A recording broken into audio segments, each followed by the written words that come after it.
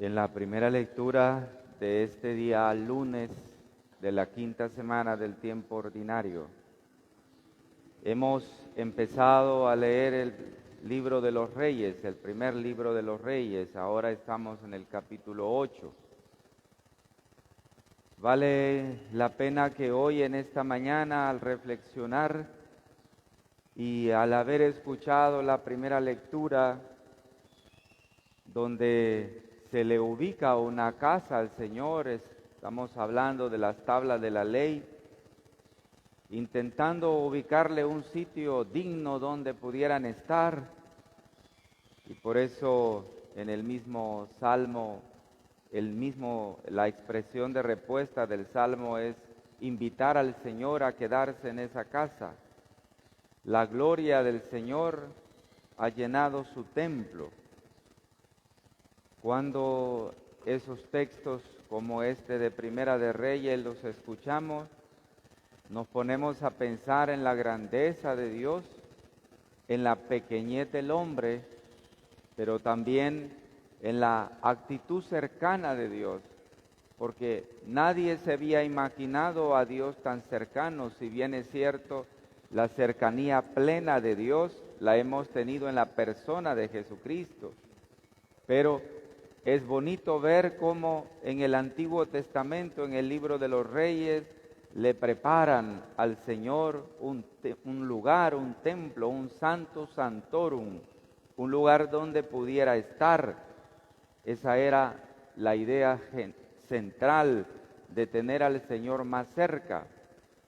Quizás podría decirse que es la idea interior del pueblo de querer encerrar a Dios para sí mismo, de quererlo encerrar para sus deseos. Podría ser una explicación, pero la otra también podría ser el deseo de pensar que a Dios lo debemos de tener cada vez más cerca. Si se miraba a Dios tan lejos, si a Dios lo mirábamos hasta las nubes, ahora le buscan un lugar donde pueda estar. Por eso la expresión, la gloria del Señor había llenado su templo, dice, una nube había cubierto su templo. Es la expresión de la cercanía de Dios hacia el pueblo. Hoy igualmente en las expresiones del Evangelio que estamos en el capítulo 6 de San Marcos, vemos el magnífico poder, podríamos decir, del contacto de la persona de Jesús con su gente. Le colocan unos enfermos en las plazas y le pedían que tocaran siquiera la orla de su manto. Y dice el Evangelio de Marcos 6:56, y cuantos le tocaban quedaban salvados. El más mínimo contacto que vemos en el Evangelio provocaba un milagro para aquellos que se acercaban a Jesús, al Señor, con fe. Es decir, su poder cura, su poder desborda desde su corazón amoroso y se extiende incluso hasta sus vestidos. Ambos, su capacidad y su deseo pleno de curar, son abundantes y también de fácil acceso. La gente no necesita estar plenamente cerca, necesita tocar algo, percibir algo de Jesús para poder curarse. Si ya vemos en el Antiguo Testamento, el pueblo quiere tener las tablas de la ley en un lugar santo, en el templo, lo que se llamaba el Sanctum Sanctorum, el lugar sagrado, donde solamente un sacerdote del Antiguo Testamento podía entrar una vez al año. Era un lugar puro, y para el pueblo de Israel ese era el lugar donde estaba Dios. Ellos querían tener a Dios cerca, como vuelvo y repito, la idea es querer tener a Dios cerca, u otros podrían pensar que es la idea de encerrar a Dios para que Dios me complazca lo que yo quiero. Pero quedémonos con la idea más espiritual y profunda. que sería desear que Dios esté a mi lado. Pues también para con Jesús la gente tenía ganas de estar cerca de Él. Lo escuchaban, otros intentaban con solo tocarle algo a Él, algo de su manto. Es la sensación de la fuerza que viene del Señor. Por eso este pasaje nos ayuda a meditar ahora a nosotros también. ¿Cómo estamos recibiendo a nuestro Señor en la Sagrada Comunión? Si estos deseaban tocar aunque sea algo, un poquito del manto, para curarse, para sanarse, para liberarse, ¿cuánto más nosotros que no solamente tocamos su manto, sino que lo comemos, lo comulgamos? ¿Cómo lo estamos haciendo? ¿Comulgamos con la fe de este contacto con Cristo? ¿Entendemos el milagro de la Eucaristía en nuestras vidas?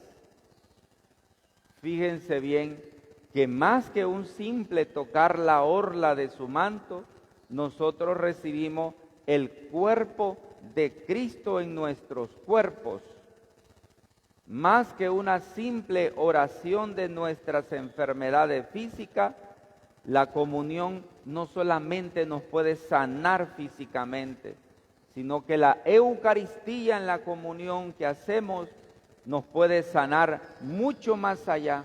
El alma puede sanar nuestras enfermedades interiores, las del alma, las de la conciencia. El comulgar a Cristo cuando estamos en la Eucaristía nos garantiza la participación de nuestra propia vida en la vida de Dios.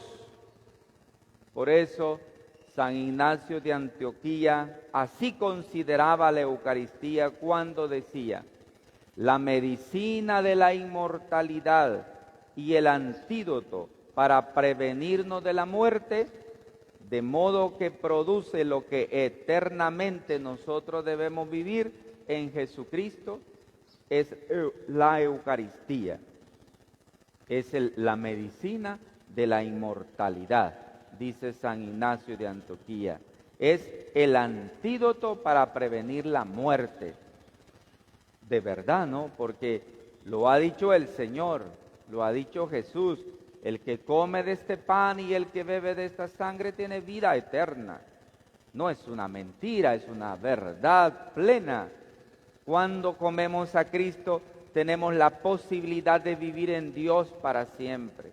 La Eucaristía es medicina de inmortalidad. Por eso entonces, cuando comulgamos al cuerpo de Cristo, lo debemos hacer con la mayor dignidad posible, porque nosotros tenemos el privilegio no solo de tocar algo de Cristo, sino de tocarlo a Él completo, profundamente completo. No algo sencillamente como pasaba en este texto del Evangelio de hoy. No, es la totalidad que nosotros comulgamos de Cristo. Aún, dice la liturgia, en la más mínima partícula de la Eucaristía está presente completamente total Cristo. A veces cuando pasamos a comulgar y el sacerdote no da la reserva de la hostia completa, no la da así la completa, sino partida o un pedazo, una cuarta parte o un octavo de parte de eso, la gente cree que no está comulgando.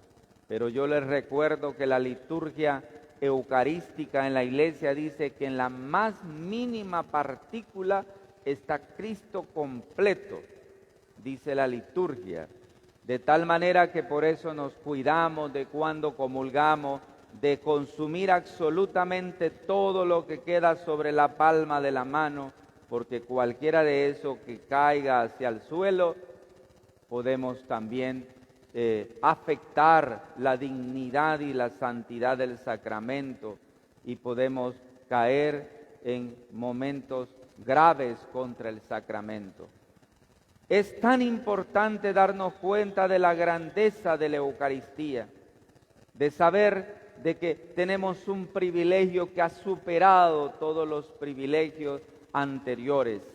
Es el privilegio de tenerlo a nuestro lado, de comulgarlo a Él, no tocar algo de Él, sino no es una reliquia de Cristo, es Cristo mismo. Por eso el aprovechamiento de esta medicina de inmortalidad que es la Eucaristía consiste en ser curados de todo aquello que nos separa de Dios y de los demás. Ser curado por Cristo en la Eucaristía, por tanto, implica superar nuestros, podríamos decir, ensimismamientos, que quiere decir quedarnos encerrados solo en nosotros mismos. La Eucaristía nos saca hacia afuera. Comulgamos a Cristo en su totalidad y la Eucaristía nos lanza hacia adelante. Por eso cuando el sacerdote al final de la Eucaristía dice, pueden ir en paz, quiere decir, ese es un mandato misionero. Quiere decir, vayan y hagan vida lo que ahora han vivido, lo que ahora han comulgado. Así lo enseñaba el Papa emérito Benedicto XVI cuando decía, nutrirse de Cristo es el camino para no permanecer ajenos o indiferentes ante la suerte de los hermanos. Una espiritualidad eucarística, entonces, es un auténtico antídoto ante el individualismo, decía el Papa emérito, y el egoísmo, que a menudo caracterizan la vida cotidiana, lleva al redescubrimiento de la gratuidad, sigue el Papa, de la centralidad de las relaciones a partir de la familia, con particular atención en aliviar las heridas de aquellas desintegradas.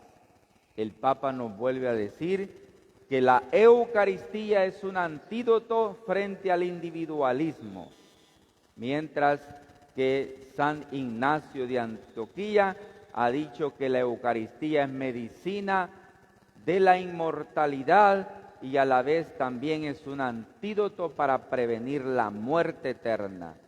Con esas ideas, mis hermanos, nunca olvidemos que cada vez que vamos a estar en la Eucaristía, estemos con todo nuestro corazón, que estamos en el lugar más privilegiado, más santo y más puro que la Iglesia tiene. Igual que aquellos que fueron curados de sus enfermedades, tocando sus vestidos, nosotros también podemos ser curados de nuestros egoísmos y de nuestro aislamiento de los demás mediante la recepción de nuestro Señor con la fe, comulgando a la persona misma de Jesucristo en la Santísima Eucaristía, abriéndonos a los demás y rompiendo la esclavitud del egoísmo, del individualismo, para abrirnos a los otros. Es lo que se llama ni más ni menos sinodalidad, caminar juntos, dejar de pensar que solo somos nosotros, abrirnos a las posibilidades de los demás también. La Eucaristía nos abre a los otros.